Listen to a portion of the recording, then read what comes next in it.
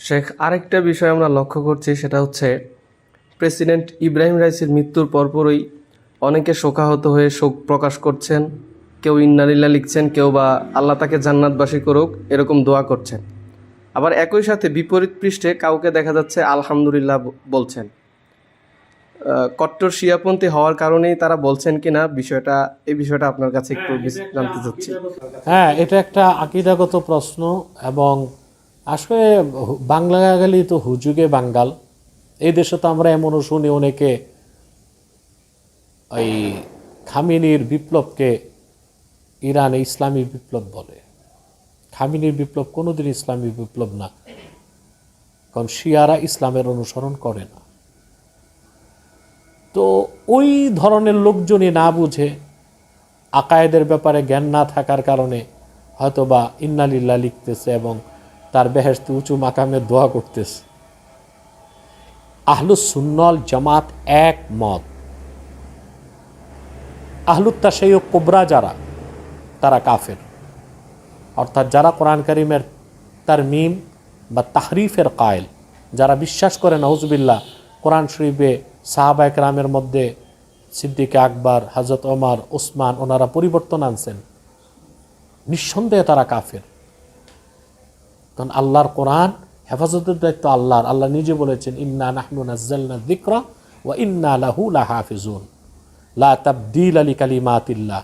স্পষ্ট কোরআনে আল্লাহ বলছেন, কোরআনের কোনো পরিবর্তন কোনো মানুষের পক্ষে করা সম্ভব হয় নাই। এটাকে তারা অস্বীকার করে। আহলুত তাশাইয়ুক কুবরা তারা কাফের। যদি সে সেই পন্থী হয়ে থাকে তাহলে তো ইন্নালিল্লাহ বলার প্রশ্নই আসে না, যে বলবে তার ঈমান নষ্ট হয়ে যাবে। আর যদি আহলুত তাশাইয়ুক সুগরা হয়, এরা কারা?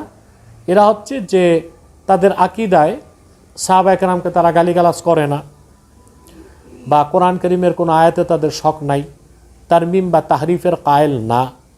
শুধুমাত্র হযরত আবু বকর, হযরত ওমর, হযরত ওসমানের উপর হযরত আলীর ফাজিলত প্রমাণ করতে চায়, ফাওকিয়ত। তাদেরকে আমরা বেদাতি বলি, আহলুত তাশাইয়ুক সুগরা। সে যদি সেই পন্থীও হয়ে থাকে তবু ইন্নালিল্লাহ বলার কোনো সুযোগ নেই।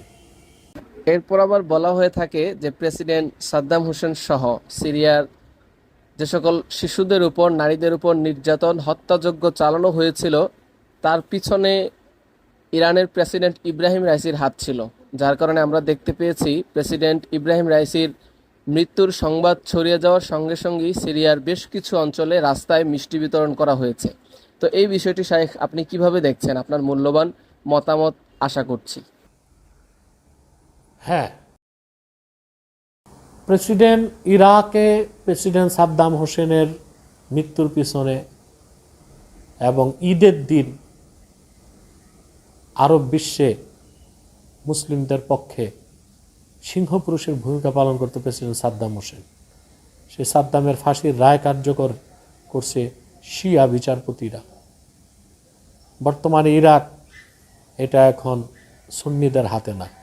সব কিছুর পিছিয়ে রাইসির হাত ছিল, এবং সে যখন এই কাজগুলো করছে তখন সে বিচারপতি ছিল তেহরানে।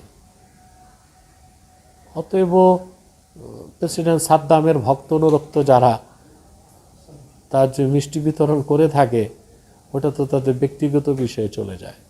আমি বরাবরই বলেছি যে মধ্যপ্রাচ্যে মুসলমানদের সবচেয়ে বড় শত্রু ইসরায়েল, ইহুদিরা। এই কুখ্যাত ইহুদি সম্প্রদায়, এটা সবচেয়ে বড় শত্রু মধ্যপ্রাচ্যে মুসলমানদের, আমাদের। তারপর মুনাফিক ও গাদ্দার, দ্বিতীয় সবচেয়ে বড় শত্রু হচ্ছে ইরান এবং শিয়ারা।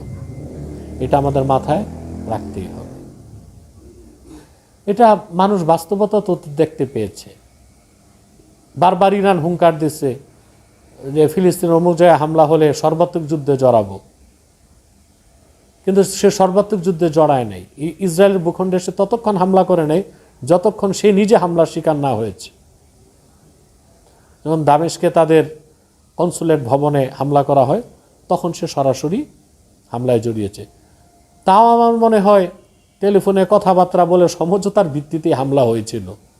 এরপর ইসরায়েলের পক্ষ থেকে হামলা বন্ধ, ইরানের পক্ষ থেকে হামলা বন্ধ, কিন্তু আমাদের হামাসের মুসলমান ভাইরা তো রক্ত জীবন দিয়েই যাচ্ছে। রাফাতেও তো হামলা হচ্ছে, ইরান সর্বাত্মক যুদ্ধে জড়ায় নেই কেন? এই বিষয়গুলো আমাদের বিবেচনা করতে হবে।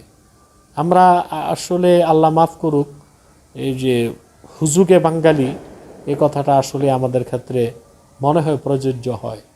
আমরা অনেকটা না বুঝেই আবেগপ্রবণ হয়ে অনেক কথা অনেক সময় বলি, কিন্তু কোন কথার কারণে আমাদের আকীদায় আঘাত আসে, কোন কথার কারণে আমাদের নিজেদেরই মান নষ্ট হয়ে যায়, ওই দিকটা আমরা মোটেও লক্ষ্য রাখি না। আল্লাহ আমাদেরকে হেদায়েত করুক, হেফাজত করুক। এবং আমরা চাই, আমাদের জীবদ্দশায় আমরা দেখতে চাই বিশ্ব মানচিত্র থেকে ইসরায়েল নামক রাষ্ট্রটা মুছে গিয়েছে এবং মধ্যপ্রাচ্যে ইরানের এবং কুখ্যাত শিয়াদের ফিতনা নির্মূল হয়ে গেছে।